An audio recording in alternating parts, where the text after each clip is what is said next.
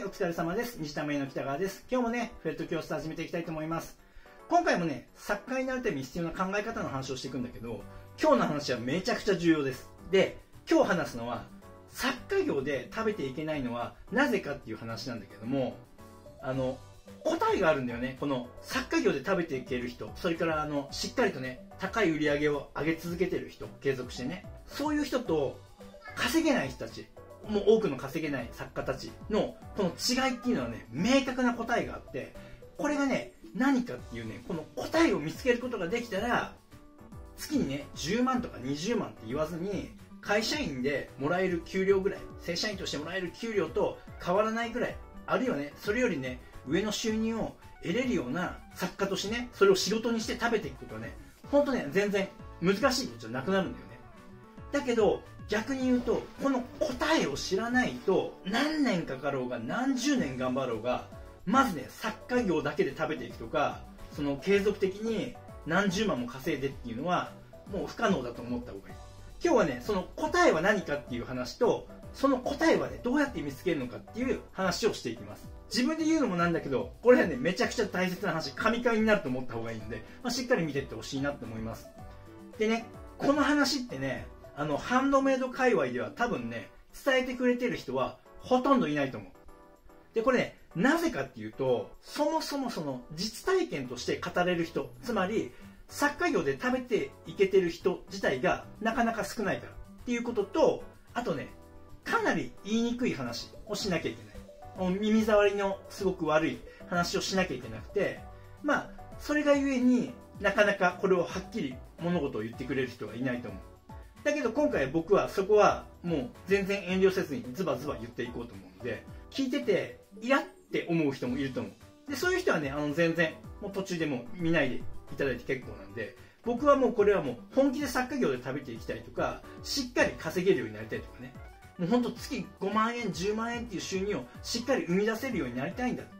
将来の不安をしっかり消せるようになりたいんだっていう人のために発信してるチャンネルだから、そういう人だけはね、ちゃんとね、ためになるので最後まで見ていってほしいなって思います。で、本題に入る前にね、ちょっとね、今回の話にもすごく絡む話だから、ちょっと僕の話をさせてもらうと、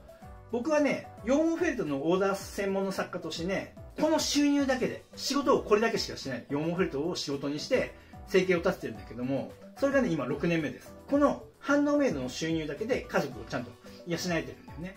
で、じゃあリアルにね、どれぐらい稼げるんですかっていう話をすると、令和5年の売り上げで言うと、オーダーだけでだよ。オーダーだけで、だいたい年商700万。もちろん年商だから、そこから経費だなんだかって手元に残るのはもっと低くなるけども、それでも、前職が自衛官だったんだけども、その頃と変わらないくらいの収入は得てる。で、これをなぜね、わざわざこんなことを言うかっていうと、やっぱりさ、ハンドメイドって食べていけないって言われてるじゃない。だけど、やっぱりね、ちゃんとやれば稼げるようになるんだよ。これを仕事として食べていけるようになるんだよっていうことを、やっぱりね、できている人はね、僕は言っていくべきだと思うの。じゃないと、後に続く人たちが目標にできないっていうかさ、進んでいいのかどうかわからないじゃない。例えばさ、野球で言うとね、メジャーリーグで一番最初に行ったのは野茂英雄じゃない。で、野茂がさ、本当に何もないところにドンって行ってね、活躍して道を切り開いてくれて、そこから今の大谷翔平まで続くわけじゃない。たくさんのメジャーリーガーが生まれてね、日本人から。やっぱそれと同じように、やっぱり切り開いて先駆けで進んでいった人たちは、やっぱりね、発信をしてあげるべきだし、そうすることで後から続く人が目指しやすくなるから、その活動はね、僕はすべきだと思うの。もちろんこれはね、するしないはその人の自由だから必ずしなきゃいけないものじゃないけど、僕はやっぱりそれが必要だと思っていて、でそれが何につながるかっていうと、この業界自体の活性化につながるし、この業界ね、ハンドメイドってすごい市場だと思っていて、でいろんな可能性がまだまだあると思っていて、で日本人のこの職人気質のね、細かいものを作れるとか、実はすごいビジネスだと思っていて、でこれがね、小さなことかもしれないけど、こんなことから始めて活性化していくとさ、少なからず日本の経済に影響を与えたりとかさ、できるじゃない、自分たちが直接。だからこのやってることにはすごく意味があると思ってて、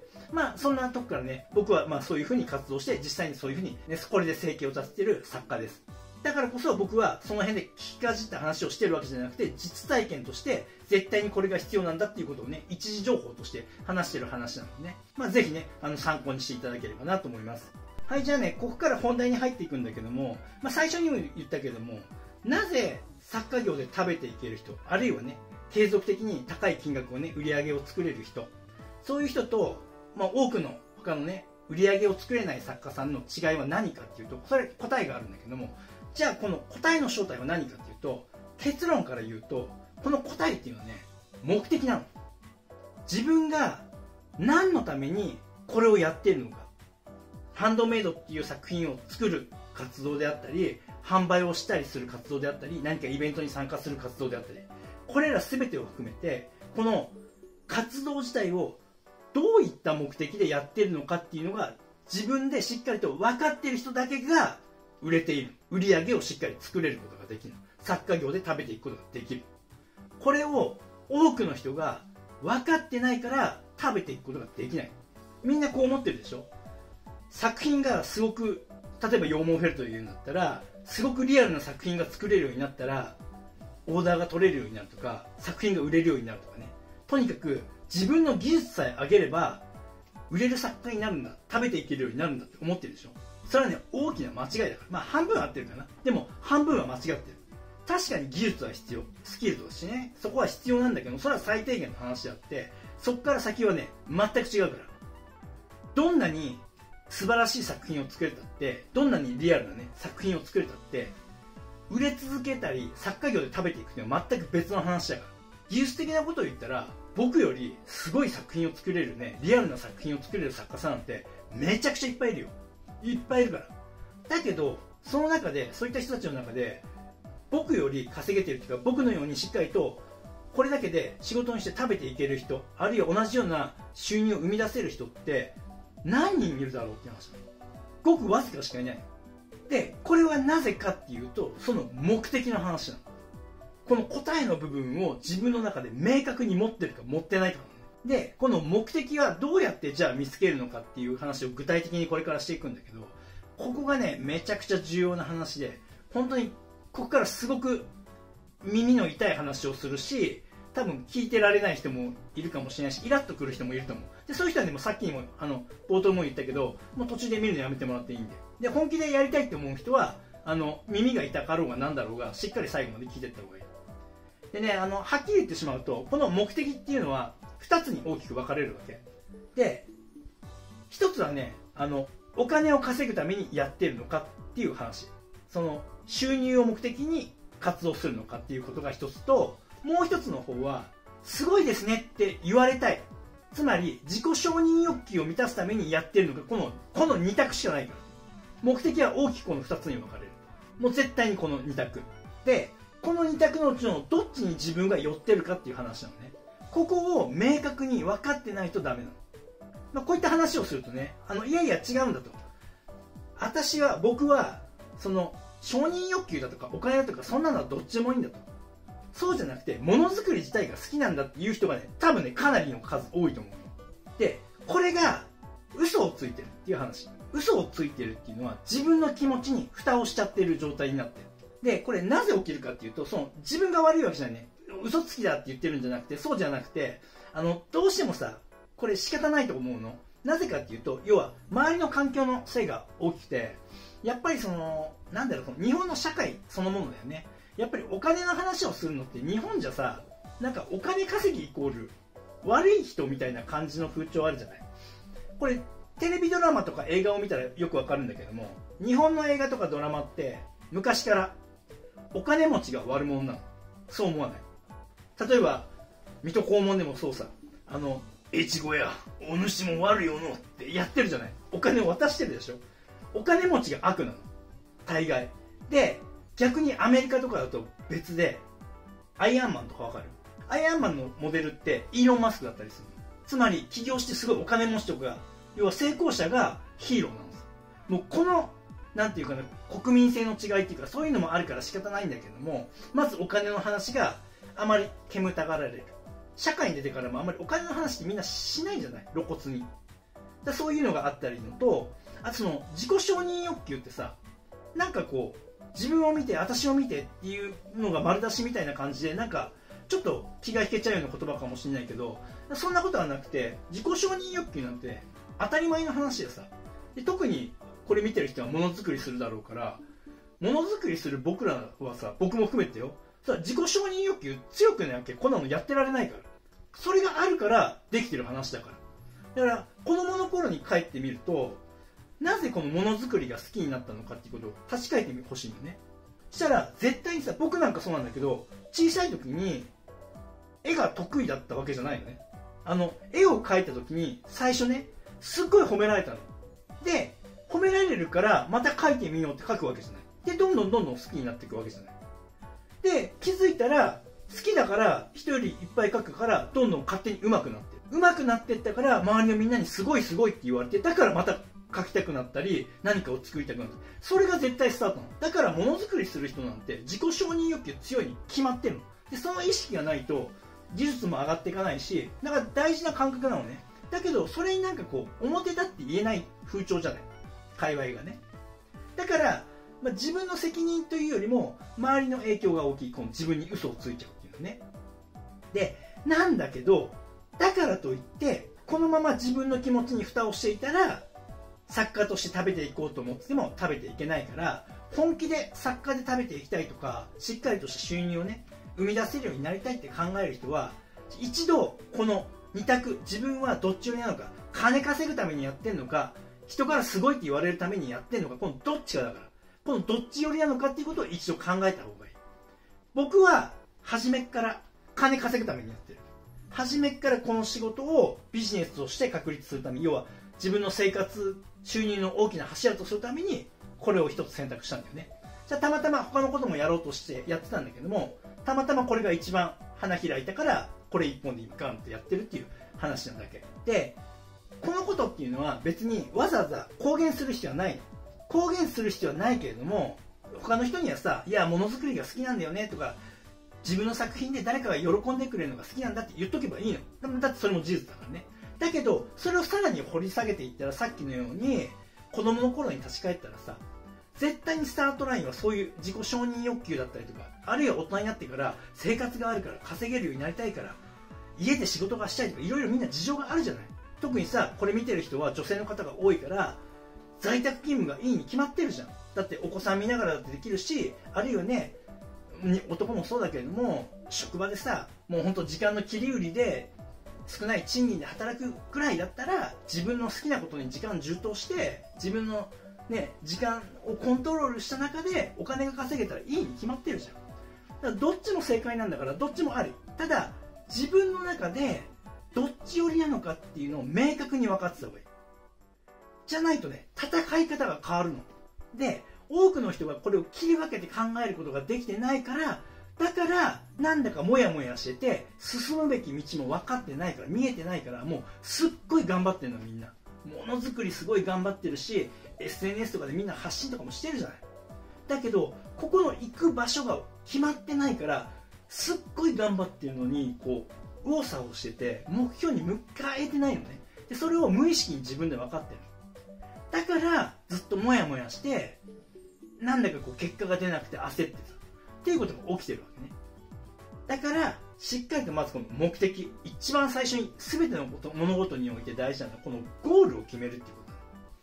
この行き着く場所がしっかり決まれば、じゃあいつまでにそこにたどり着こうって計画を立てることができる。でそのために何を準備しなきゃいけないのか、